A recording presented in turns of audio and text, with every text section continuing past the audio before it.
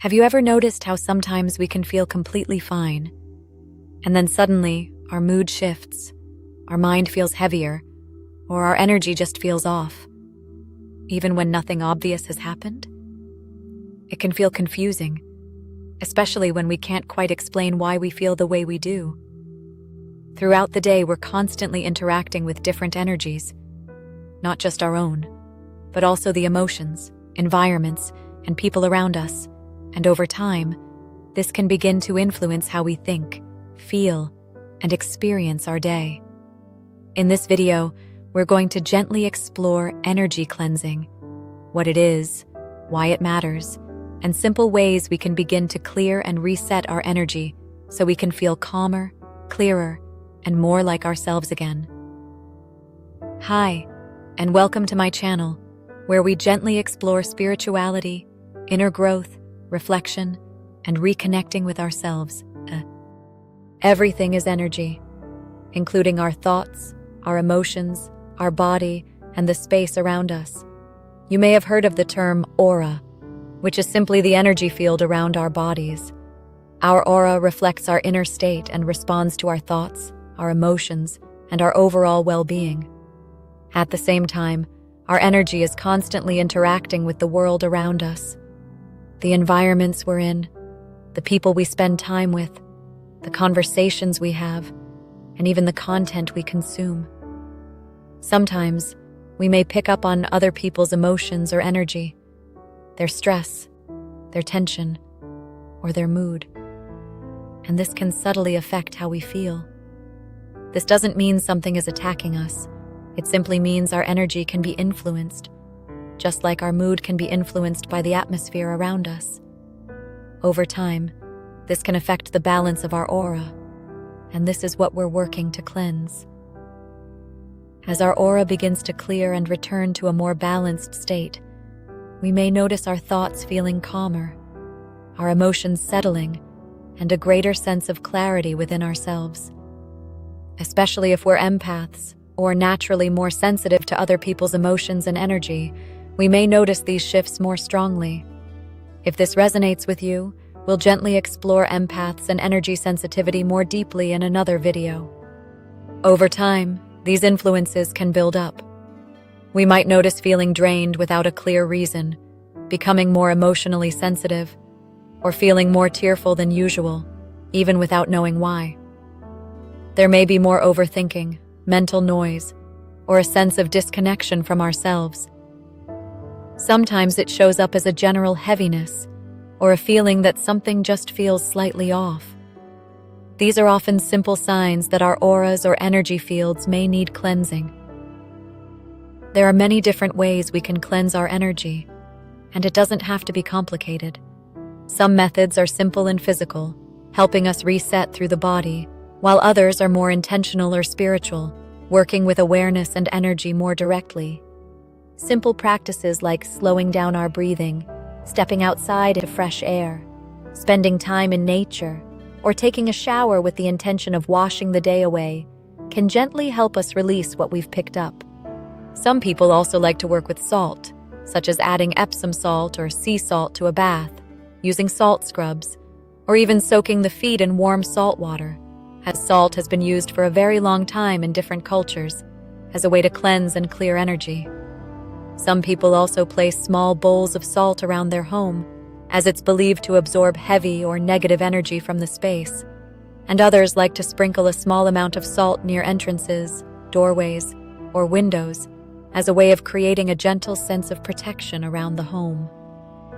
We might also feel drawn to more intentional practices, such as burning sage or Palo Santo to clear a space, working with crystals like selenite and black tourmaline for cleansing, grounding, and protection, or using sage, frankincense, and lemon essential oils to create a calmer, more balanced environment.